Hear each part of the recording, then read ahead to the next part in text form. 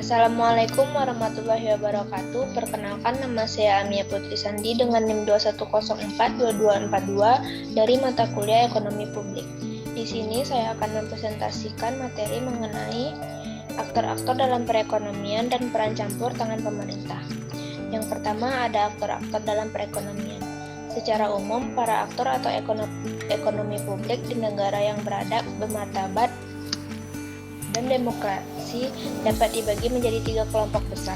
1. Penyelenggara negara. Penyelenggara negara lazimnya terdiri dari 3 pilar berupa lembaga negara yang saling bersinergi dalam mencapai tujuan bernegara. Anggaran penyelenggaraan negara dapat berjalan dengan baik. Ketiganya harus menjaga keseimbangan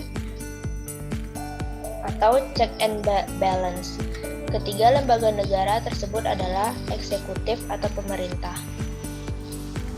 yang terdiri dari presiden, wakil presiden, dan para menterinya, gubernur, bupati, wali kota, sampai lurah, dan aparat birokrasinya yang bertugas di pusat maupun di daerah, sebagai pelaksanaan undang-undang dan peraturan untuk kepentingan publik dari berbagai sisi kehidupan berbangsa dan bernegara, yang sudah disepakati dan disetujui rakyat melalui wakilnya di parlemen. Yang kedua ada legislatif atau parlemen, di pusat maupun di daerah, yang membuat dan menetapkan berbagai undang-undang untuk kepentingan publik atau dari berbagai sisi kehidupan berbangsa dan bernegara yang berlaku di negara tersebut.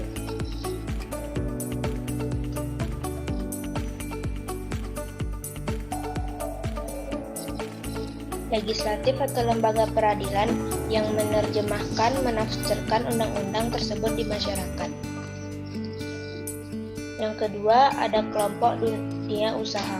Kelompok ini adalah para pengusaha atau pebisnis yang berprofesi dan berperan sebagai penghasil atau produsen barang dan jasa di masyarakat dengan tujuan untuk mendapat laba usaha. Kelompok dunia usaha atau pelaku bisnis ini terdiri dari berbagai bentuk atau berbadan hukum seperti PT, CV, firma, dan koperasi, milik domestik atau PMDN, milik asing atau PMA, milik BUMN atau BUMD, maupun yang tidak berbadan hukum, dan berbagai skala usaha seperti usaha besar atau konglomerasi, usaha menengah, usaha kecil, koperasi, sampai usaha rumah tangga. Kelompok bisnis ini adalah aktor atau pelaku kegiatan ekonomi publik yang berperan nyata di lapangan. Kelompok inilah yang menggerakkan ekonomi publik, yang menciptakan nilai tambah di tengah masyarakat, seperti membuka lapangan kerja bagi masyarakat, menghasilkan barang dan jasa untuk kebutuhan masyarakat konsumen atau domestik maupun asing, dan membayar pajak dan retribusi kepada negara atau sebagai sumber utama keuangan negara.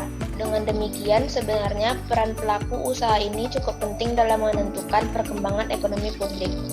Yang ketiga ada kelompok masyarakat madani.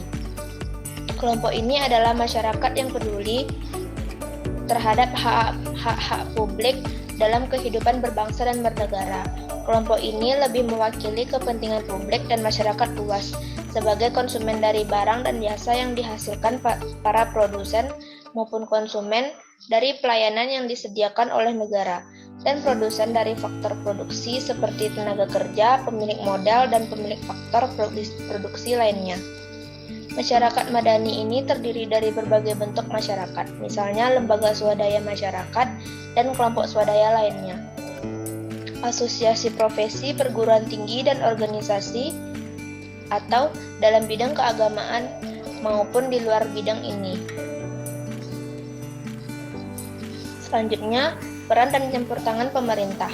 Pemerintah sebagai salah satu pelaku ekonomi atau rumah tangga pemerintah memiliki fungsi penting dalam perekonomian, yaitu berfungsi sebagai stabilisasi, alokasi, distribusi. Adapun penjelasannya sebagai berikut. Fungsi stabilisasi yakni fungsi pemerintah dalam menciptakan kestabilan ekonomi. sosial, politik, hukum, pertahanan, dan keamanan.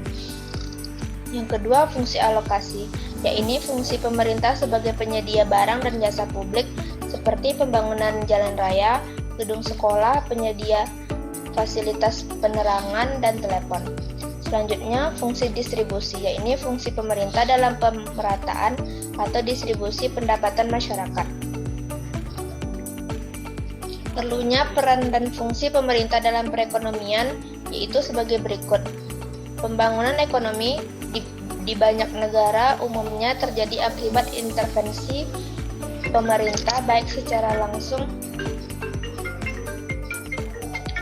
langsung maupun tidak langsung. Intervensi pemerintah diperlukan dalam perekonomian untuk mengurangi dari kegagalan pasar, seperti kekakuan harga monopoli dan dampak negatif kegiatan usaha swasta, contohnya pencemaran lingkungan. Selanjutnya, mekanisme pasar tidak dapat berfungsi tanpa keberadaan atau yang dibuat pemerintah. Aturan ini memberikan landasan bagi pemerintah, aturan main, termasuk pemberian sanksi bagi pelaku ekonomi yang melanggarnya. Peranan pemerintah menjadi lebih penting karena mekanisme pasar saja tidak dapat menyelesaikan semua persoalan ekonomi. Untuk menjamin efisiensi, pemerataan, dan stabilitas ekonomi, peran dan fungsi pemerintah mutlak diperlukan dalam perekonomian sebagai pengendali mekanisme pasar. Sekian presentasi dari saya, lebih dan kurang mohon maaf. Assalamualaikum.